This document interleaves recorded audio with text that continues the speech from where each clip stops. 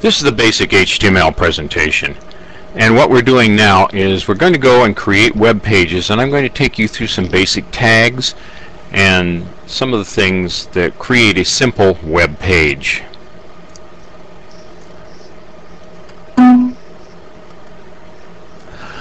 Tags are used to format the web page. They are not case sensitive. And if you use the lowercase all the time, then you don't have to worry about holding that shift key down. The simplest layout for a web page would be to have an HTML tag at the top and the bottom. Now notice the tags are constructed with a little less than sign on one end and a greater than sign on the other, and that encloses the tags. You have a beginning tag, just the letters HTML, and then if you go down to the bottom here, you have an end tag, HTML, but with a slash in front of it. The slash denotes end tags. Within the HTML tags, you put your HTML code. We have a head and an end head. We have a title and an end title. It doesn't matter if I include them on the same line or include them on separate lines or indent. But for the sake of human beings, we like to set it up in a way that human beings find it easy to read. And for me, this is an easy way to read. This is an easy layout.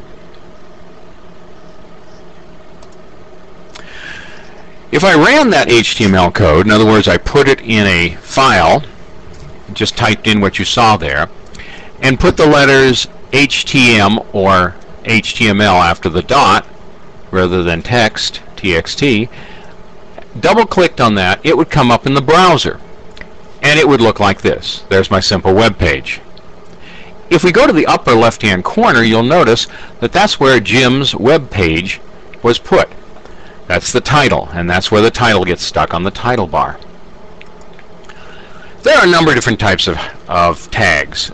HTML is the enclosing tag that encloses HTML. Then you have JavaScript and you have VB script. Those are more programming tags. On these programs, or on these shows, we're going to basically stick with HTML.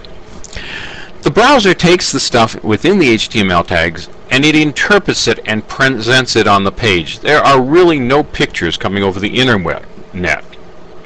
It's mainly text or bits. Those are assembled by the browser and presented to you. HTML tags must go around all the HTML. And the tag has a beginning tag and an end tag. Some tags do not have end tags. Let's talk about the head section for a minute. That's the first part of the basic web page. Search engines search databases when they're looking for web pages. For example, when you go to Yahoo or one of those search engines, it doesn't go out and search the whole web. No, it takes many months to go completely around the whole world and search the entire internet. What happens is these special services like Yahoo simply keep putting out things called spiders.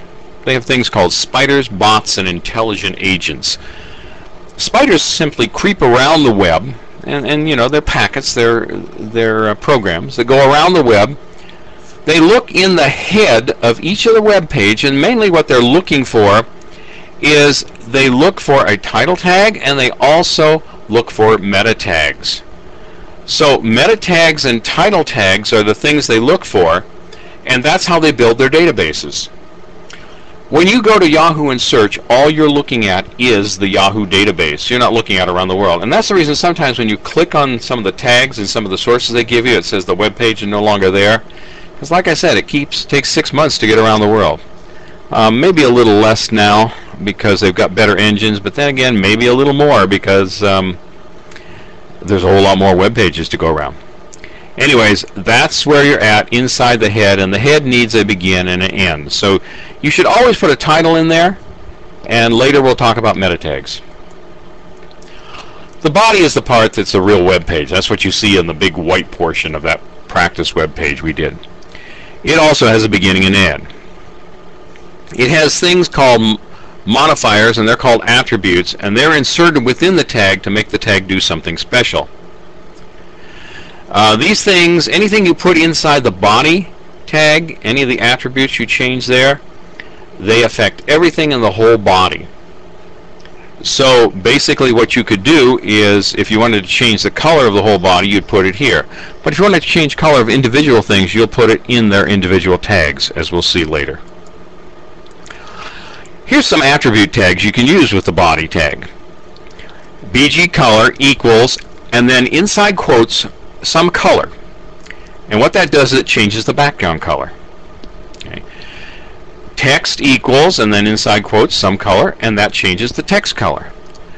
Some of the safe colors I have listed here. You've got to be careful on the internet because not all browsers display all colors alike.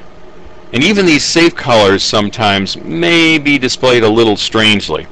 But for most circumstances, if you use one of these words, what you see on your browser when you're making it probably will be seen on most other browsers, such as Netscape or Firefox or one of the others. Some more body tags, and we're going to talk about links. When you have a link in a web page, linking from one place to another, they're sometimes called anchors. You can change the color of those too. Generally they have a default color. If you want to change the default colors so that it'll be the color you want, there's 3 tags associated with a link. The first one I have down here is a link. That's the active link. That's the one you've just clicked on, and that's the color it is. So again, you put a color inside quotes. The link tag simply sets the color of the link as you see it when you first come in the web page before you go and visit it. And finally, the v-link tag is what it looks like after you've come back from that link and gone on to another link. That shows that you visited that. That's the color it changed.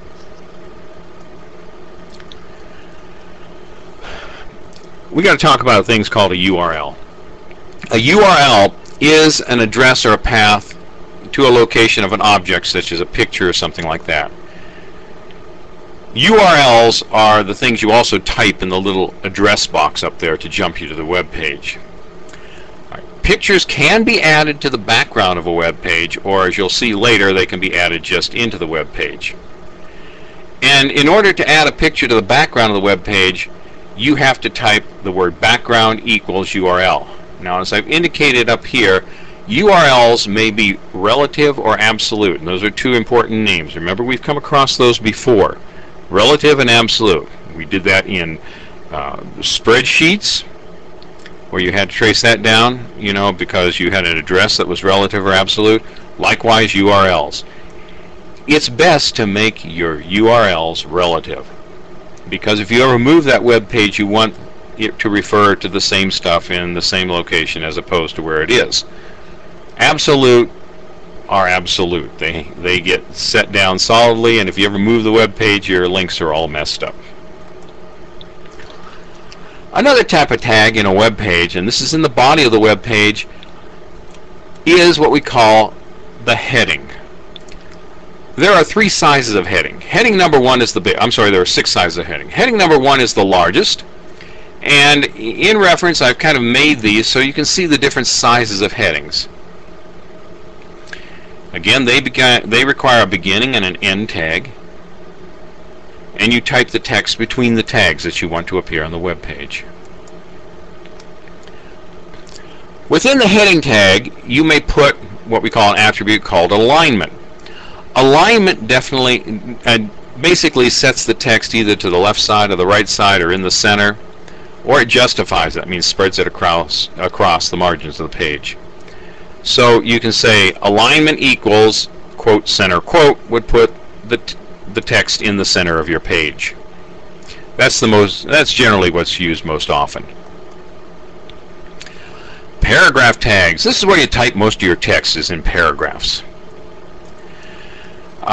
You can insert blank lines between tag sections, and that's what happens. When you put a paragraph, you start a paragraph with a start P tag, you end a paragraph with an end P tag, and then you start a new paragraph with a start P and the next paragraph, and what it does is it inserts a blank line between them. You really don't have any control of the text within the tags. The text will go where it needs to go. And if you wanted to insert a couple blank lines there, you're out of luck with just the paragraph tag, but we do have a tag that does that later, and we'll get to that sometime later. Again, with paragraphs, you can align them. You can put left, right, center, justify, and your paragraphs will come out looking like that with the align tag. And again, this alignment is set within the paragraph, within the first tag. It would be open bracket P space the word alignment equals, and perhaps quote, center quote, and then the close, the greater than sign, and then your text, and then your end paragraph tag. Now we come to something that allows us to jump from place to place. These are nifty little tags. They're called anchor tags. And you put an A, and then you put some text, and then you put an end anchor.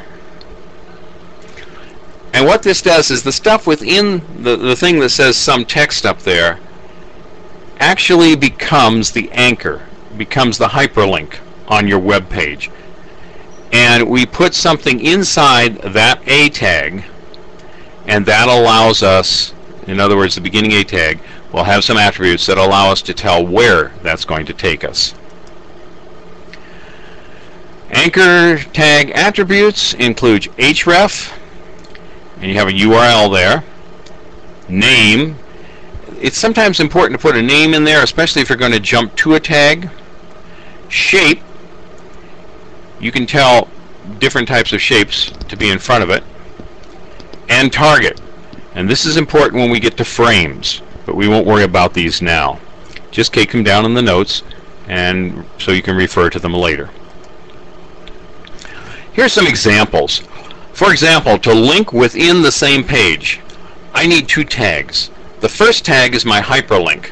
For example, at the top, A href equals, and then I have to use that number sign inside the quote, edu. Then I say go to education, that's going to become my tag, and then I close the anchor. Then down somewhere in my web page, I need this second line here. Another anchor tag, and then I need name equals edu. Now notice, here's what's important here. This must match this. Okay? That's how, when you click on this part right here, it knows to go to here. So that's the way you work these things. You put them in two tags. This one is the anchor, or is the hyperlink, which appears in your web page, and this could be a title down here. This part right here just could be a title down further in your web page, the beginning of a heading, and the anchor is connected to that. Okay. The second type is that if you're going to some other page, basically you create the link. A is the anchor. A is the anchor. href is the name of a web page now, another URL, but this time the URL is to a distant web page. Notice no number sign in front of this one. Then some text I want to actually create is the hyperlink. Down in the other part, this, I might also have something that goes completely off the site, clear out to some web page way out in the world. So now with these, you don't need two parts to them. You basically just need one. And so, for example, if I'm going somewhere out in the world, I have to include the whole thing, http://, etc., etc. And this, again, is going to become the anchor. Now, the last thing we're going to cover is image tags. They used to put a picture on the web page. Image tags do not need an end tag. Here's your first tag that doesn't need an end tag. They start out with the word img for image, and then src means source equals, and then you put some sort of an image. I have somepic.jpg there. Some type of a picture. Can be a JPEG, can be a GIF. There are other formats as well. Those two happen to work the best in the oldest browsers. Okay. You can also do a little bit of formatting by using some of the other attribute tags. Okay, and you can put other tags around it. For example, you could put it within a paragraph tag and put the center attribute on to center the picture on your web page. Okay, there are things inside here, the attributes like words, Alt equals, alt is some alternate text to be used when the picture can't be displayed for some reason, and you put whatever words in there you want to display. You can also control the height and the width of an image by putting height equals and then some number. Numbers generally don't need quotes around them. And then a width equals and then again some number. They don't need quotes around them. Alright, so these attributes control the height, the width, and also place words on it.